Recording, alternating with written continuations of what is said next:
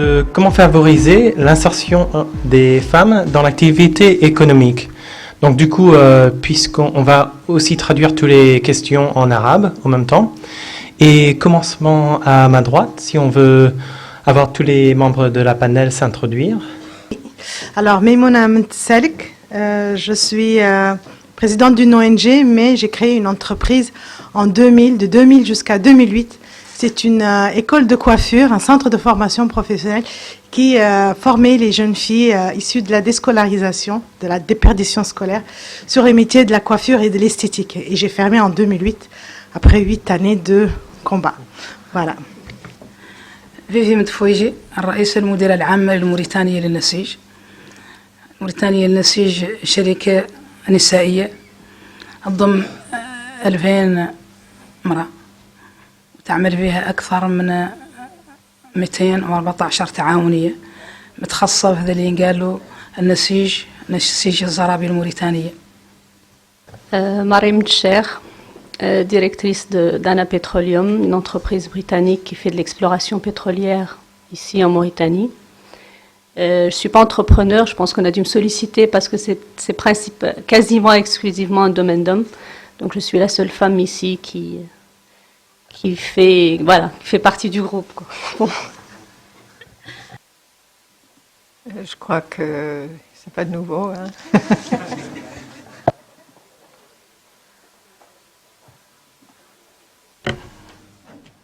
Ok, donc pour la première question, on va voir quels sont les principaux freins ou obstacles à l'implication des femmes dans les activités économiques et quelles sont les solutions qui peuvent permettre de surmonter ces obstacles.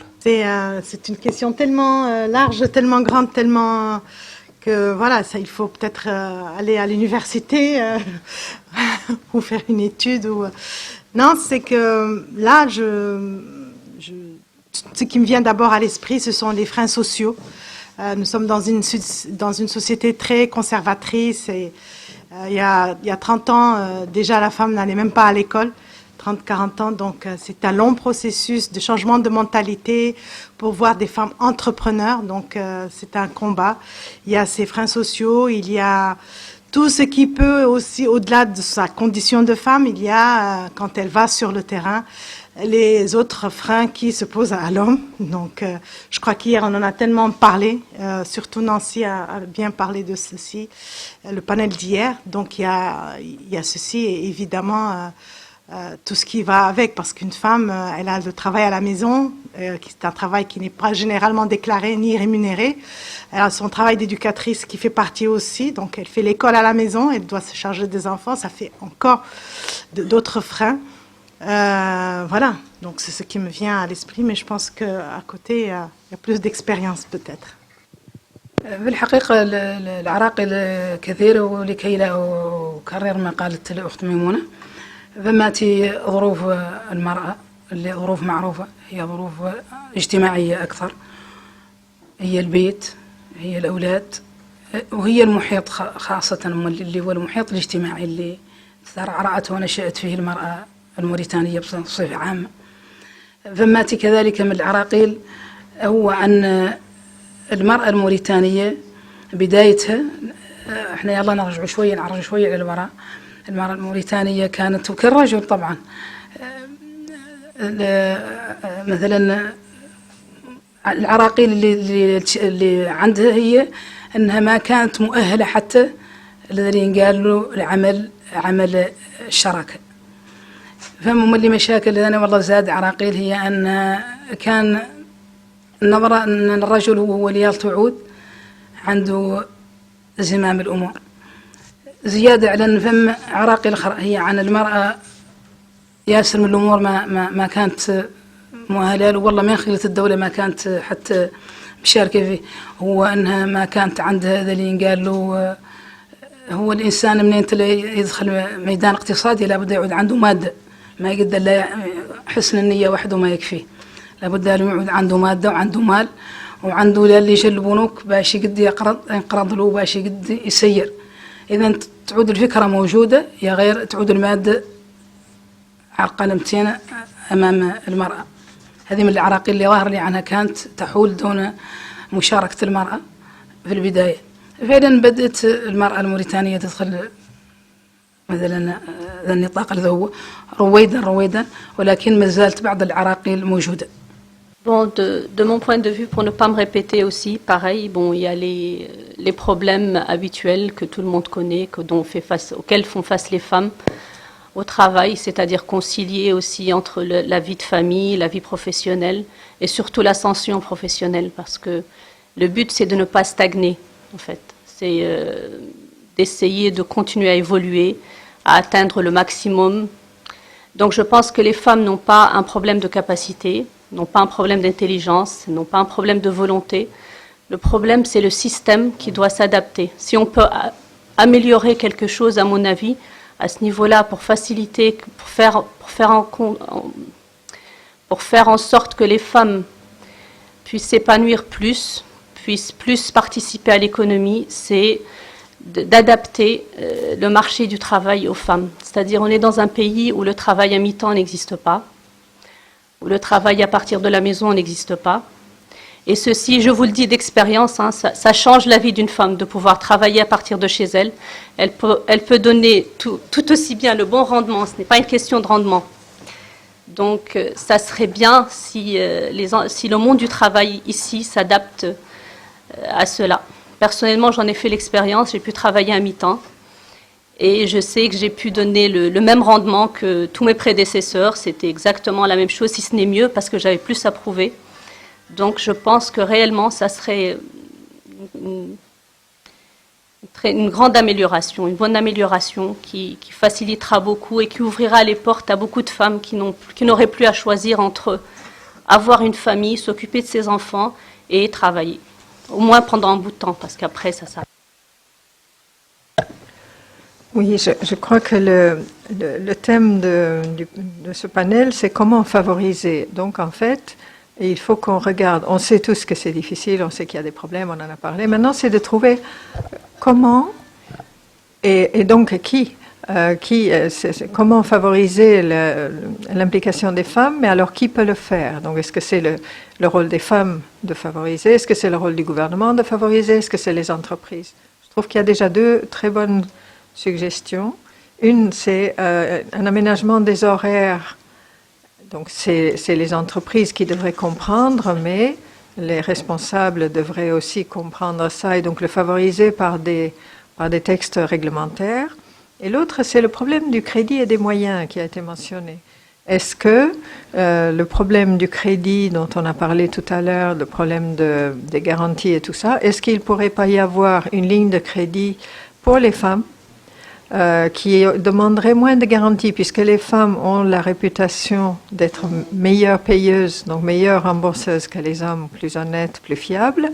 Est-ce que ce ne serait pas intéressant que les instances qui ne financent rien, celles qui devraient financer, est-ce que ce serait une bonne idée de proposer qu'il y ait une ligne de crédit pour les femmes, et non pas le microcrédit avec 10 000 ouguias, mais du crédit pour une entreprise. Donc déjà à un niveau de pas mal de millions, et sans une demande de garantie immobilière importante.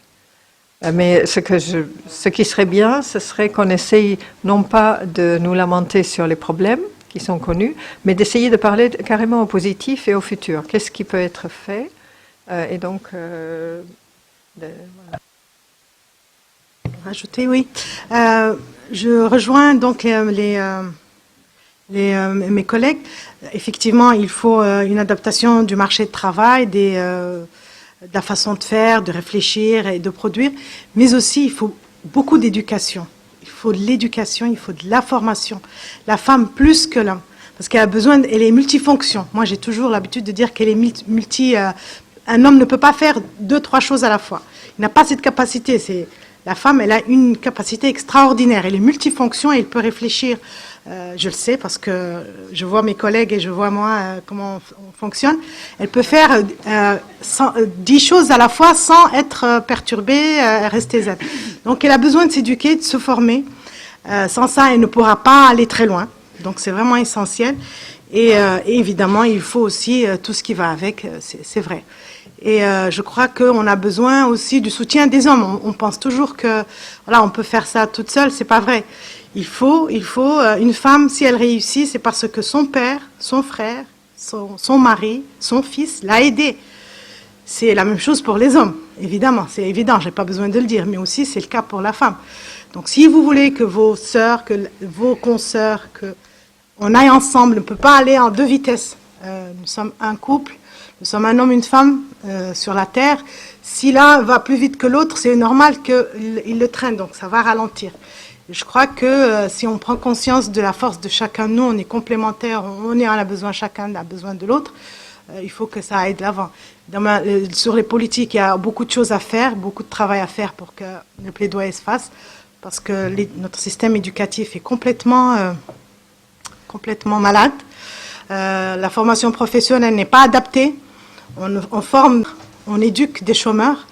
Et ça, il y a beaucoup de choses à faire. Donc vraiment, si les startups pouvaient se focaliser ou avoir une part dans notre éducation, je crois qu'on réfléchir à améliorer notre système éducatif, à voir nos enfants aller à l'école et apprendre quelque chose et revenir avec un savoir et pouvoir travailler demain, je crois que ça mérite réflexion parce que vraiment c'est ce qui nous fera avancer. Si la Mauritanie est très en retard, c'est parce qu'elle est très en retard. C'est vrai que là je parle à une élite, mais voilà, c'est 0,0% de la population. Ceux qui vont à l'école, il y en a très peu. Ceux qui apprennent quelque chose à l'école, il y en a encore moins. Voilà, merci. أنا عندي ظهر لي يعني نقول شيء قد يعود بالنسبة لبعض الناس قد يعود خروجه. أنا ظهر لي أنا المرأة في دولة في أي دولة لابد تعود عندها عناية خاصة. ماني راجع لذوك الأمور اللي إن هي أم وأخت وزوجة وما إلى ذلك تحصيل حاصل.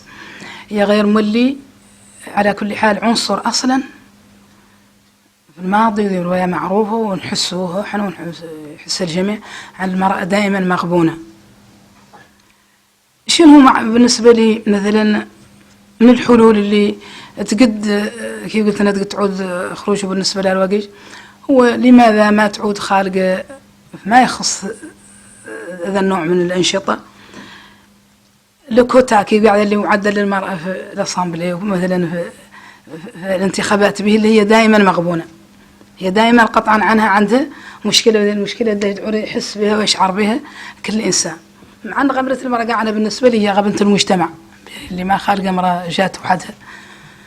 إذا أنا من الحلول أولا يا الله تعود همات إياها تمويلات وذي التمويلات تعود ما هي مشروطة بياسر من الشروط به اللي إنسان اليوم ما عنده دي جارانتي كي قلت قبيل إما عنده أرض إما عنده مالية إما عنده ياسر ما يقد يتقدم ولا اللي قاعد افترضنا أنه تقدم ما يقد المرأة اليوم ما قد ياسر من العلايات ما يقد يتقدم معه صناديق القرض والادخار وذوك أولا اللي ما يقد يستنفع منهم الراجل ولا المرأة. الثانية ذا اللي ينعطى ما يحل مشكلة ما يحل بعد مشكلة لحدها معدل شركة ما حدها معدل كوبيراتيف ولا جهئية ولا شيء ذا نبتو بسيط هذا خالقين حلول وخالقين تمويلات تعدل له مع أنها ذا اللي ماكبها في الحقيقة احنا واجع على مستوانا هنا تيها بنوكنا وحتى الكيس اللي عندنا ما هو متناول المرأة ولا هو متناول الراجل بالنسبة لي.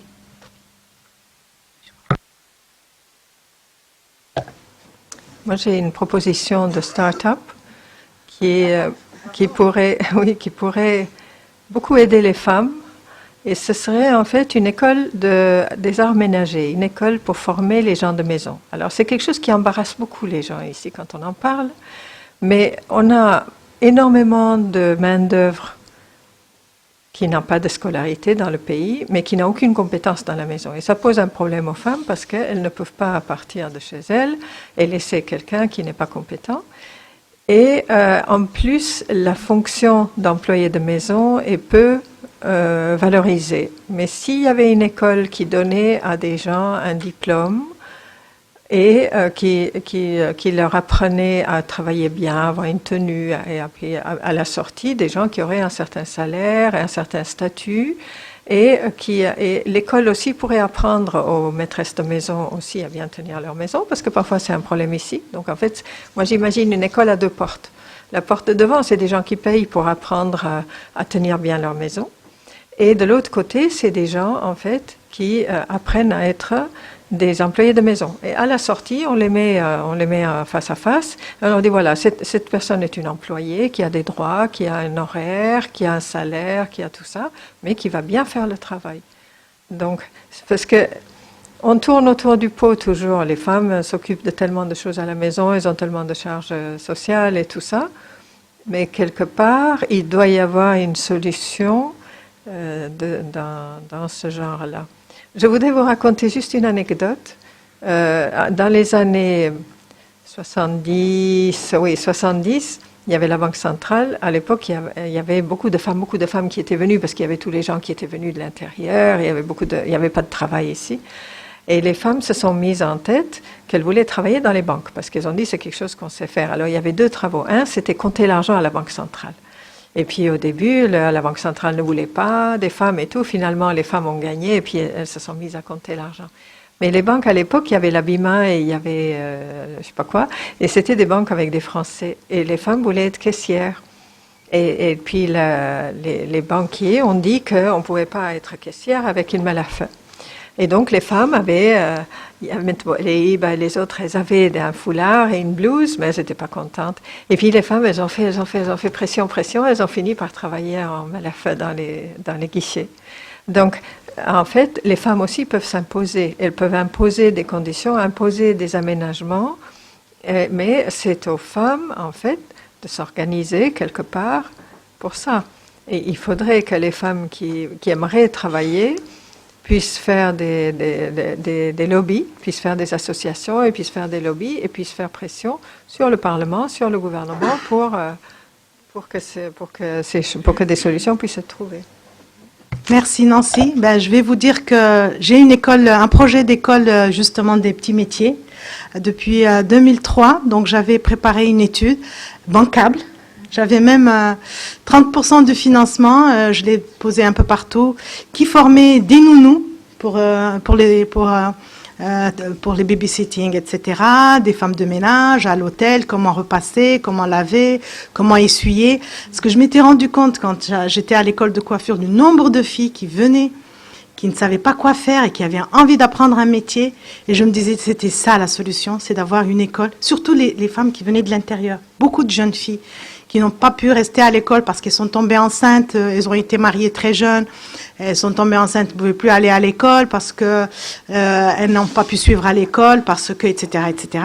Donc elles venaient beaucoup et elles voulaient apprendre. Il y en a qui n'étaient pas doués pour faire de la coiffure, de l'esthétique parce qu'il fallait avoir quelques capacités artistiques, etc., mais qui voulaient apprendre un autre métier. Et il y a tellement d'idées dans ce secteur. Merci Nancy, effectivement.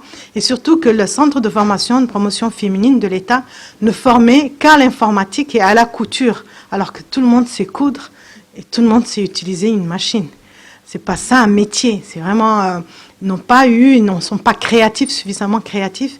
Bon, j'ai fermé l'école de coiffure, mais j'ai laissé des centres de coiffure dans ces centres justement, avant de fermer pour qu'il y ait dans le centre public des filles qui peuvent apprendre les BAB. Mais vraiment, c'est vrai que c'est ça qu'il faut. On a beaucoup de secteurs porteurs d'emploi pour ces jeunes filles qui n'ont pas forcément un niveau et qui ont besoin. Donc, on les recrute, on les forme et on les insère, on les place dans les maisons, etc. C'est quelque chose qui marche partout dans le monde. Et certainement ici, parce qu'on sait que nous, on est des femmes très occupées. On n'a pas toujours besoin d'être aidées pour s'occuper de nos enfants, de notre cuisine et de nos maisons. Voilà, merci. Bien, merci pour toutes les réponses. Et est-ce que j'ai bien compris, Nancy? Donc, vous serez là vendredi pour le pitch pour Startup Weekend, pour votre idée? Oui, non, je pense bien. Et ok, pour Moi, je suis disponible. On me la demande pas, mais si quelqu'un veut, je peux partager mon expérience, mon étude, donner déjà des chiffres qui sont désuets un peu quand même, parce que 2003, 2005, l'étude de marché, il faut la réactualiser, etc. Mais je suis disponible à aider les jeunes à entreprendre dans ce secteur-là. Moi, ce que j'aimerais... Je vais profiter, faire un petit peu de souffler dans mon propre clairon, comme on dit en anglais. En fait, j'ai j'ai un bureau conseil mais c'est très spécifique, très limité. Et c'est destiné à aider des gens qui voudraient mettre sur pied des unités de transformation, donc industrielles, achetant des matières premières à des petits producteurs. Je suis prête à accompagner des gens qui veulent entreprendre ce genre d'entreprise. Voilà. Pardon, non pas en leur faisant l'étude,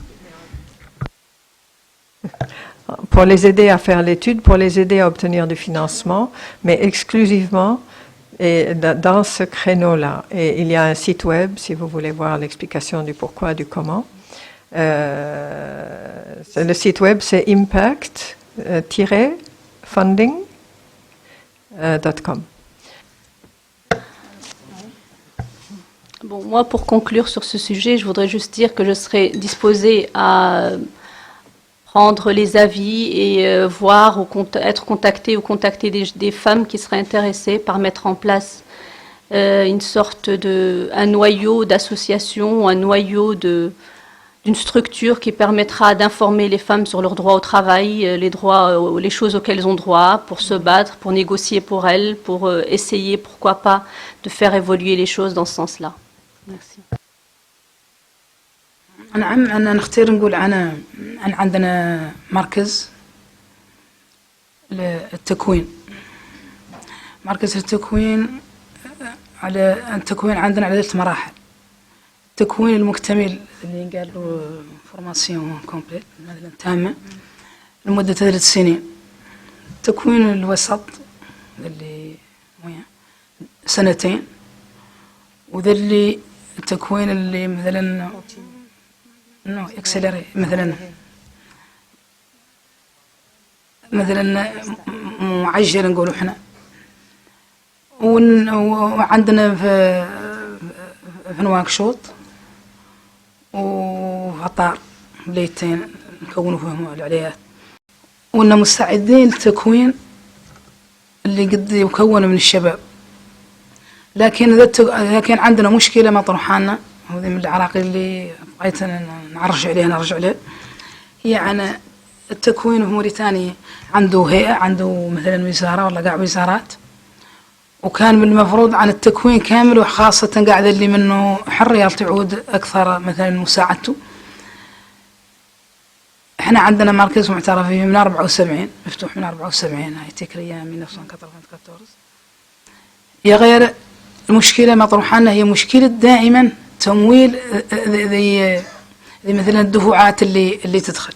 مع ان احنا عندنا نعدلوا التكوين ونعدلوا عندنا الناس مجانا، يا غير كما كيفتاش هو ملاهيات تعود ممنوح، احنا ما نقدروا نمنحه، وملاهيات تعود عنده باش على الاقل يشتري اوراق وشويه هذا نبته. عندنا نتقاسموا مع التلميذ شنو، احنا ما ندوروا عنده شيء، ما نطلبوا له شيء. الله التلميذ يسمحوا لي في الارض عليها. عندنا نتقاسموا مع التلاميذ شي نعدلوا، احنا نعدلوا لهم كل شيء، التكوين مثلا والتوقيت والباس وحالتهم ذا النوع هذا. يا غير ما نقدروا نمنحوهم، ما نقدروا نعطوهم منح، يا غير نعطوهم شيء خير من المنحة. هو شنو؟ نعطوهم المهنة. إذا نختاروا دائما اللي قدينا الله من الناس ومن البنات يكون، وخالق من اللي بعض من الناس اللي مثلا ما يؤهل حتى والله ما مثلا اللي خريجات من المدارس اللي ما قدوا يتابعوا دراستهم.